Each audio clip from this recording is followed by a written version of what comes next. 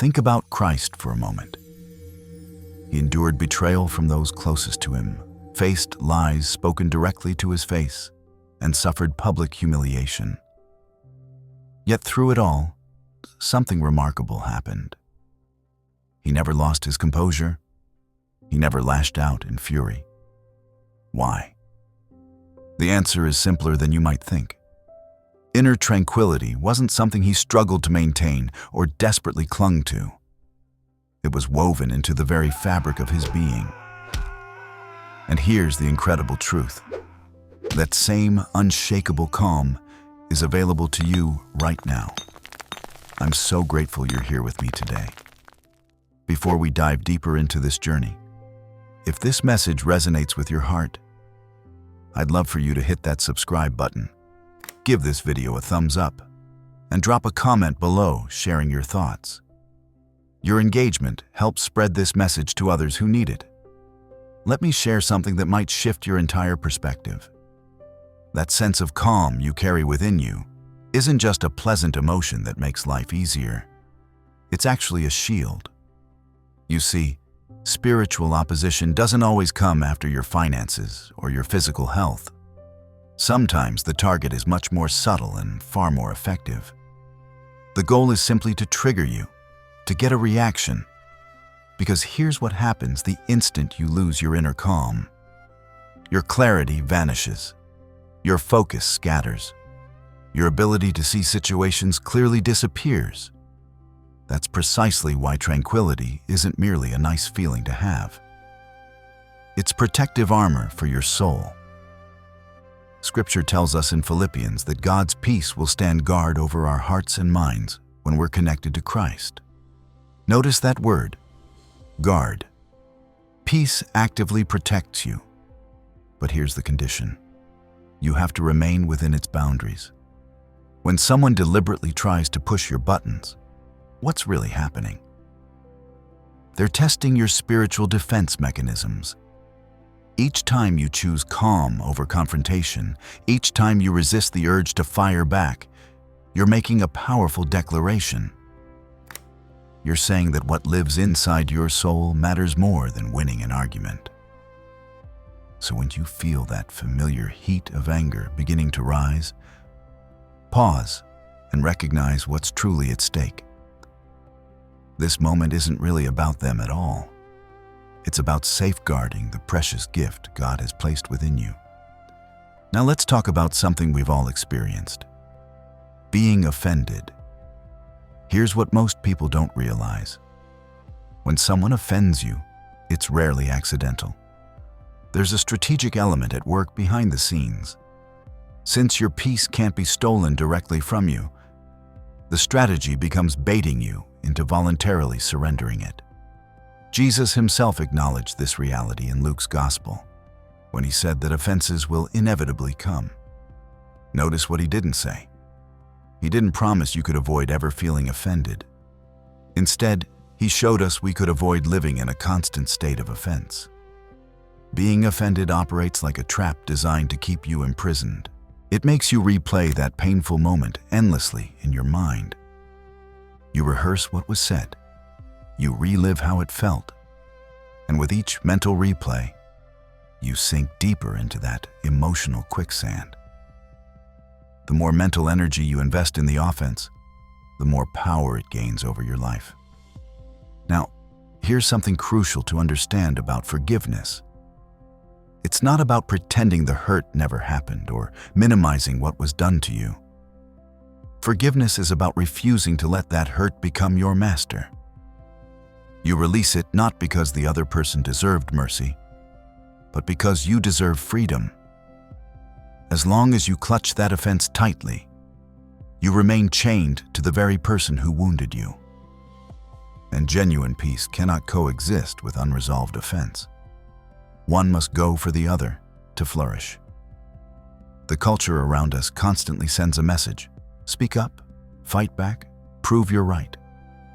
But the Spirit whispers something entirely different. Be still. The book of Exodus contains this powerful declaration. The Lord will fight for you. You need only to be still.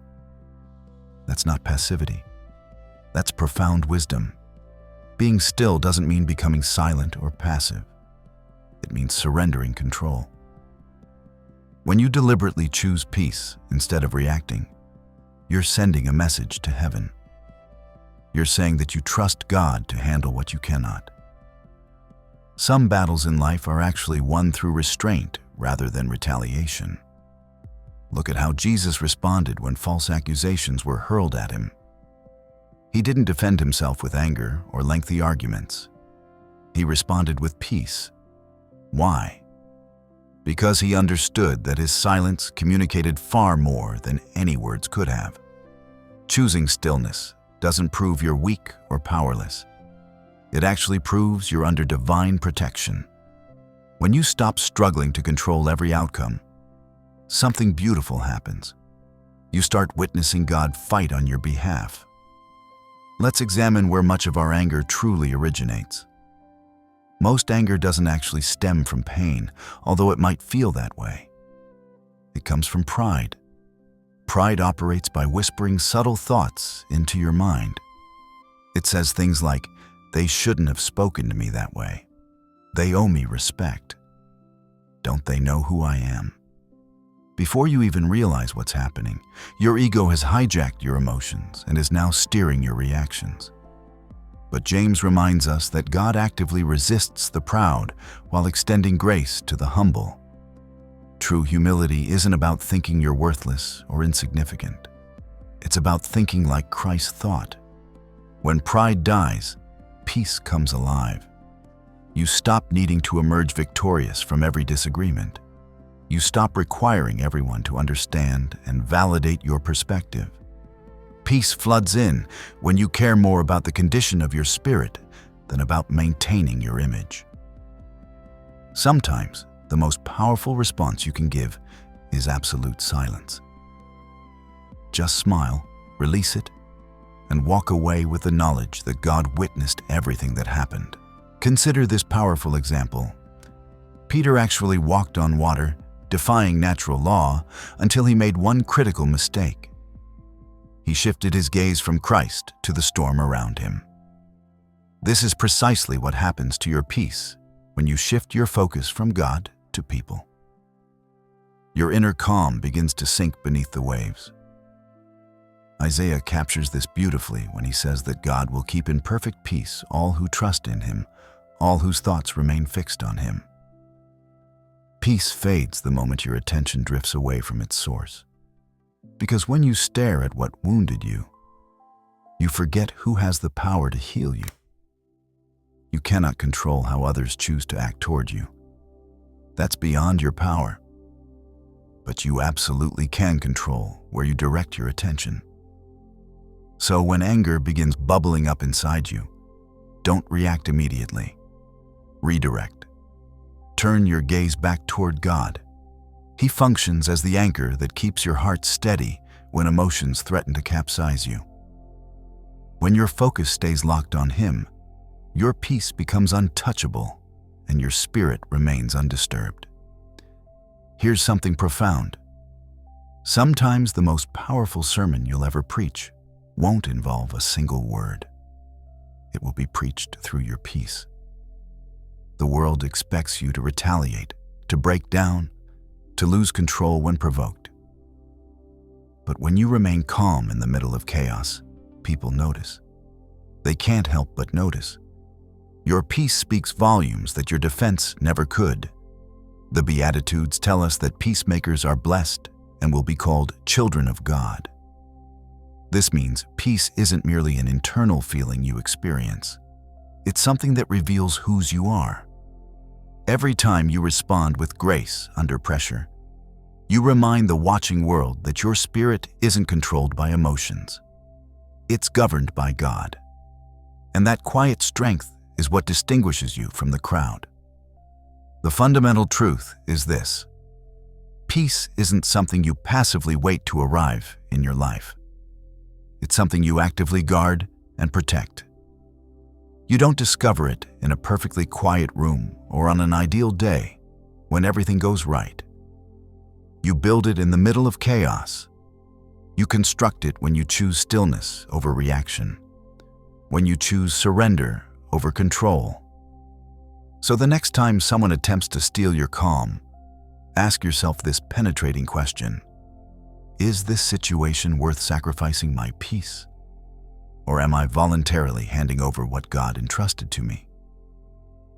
The more vigilantly you guard your spirit, the more you reflect Christ's character to the world. Thank you so much for spending this time with me today. If this message touched your heart, I'd be honored if you'd share it with someone who needs to hear it. Don't forget to subscribe to the channel for more content that strengthens your faith journey, and drop a comment below letting me know how you're choosing to walk in peace. Remember, your peace is your power, so protect it fiercely.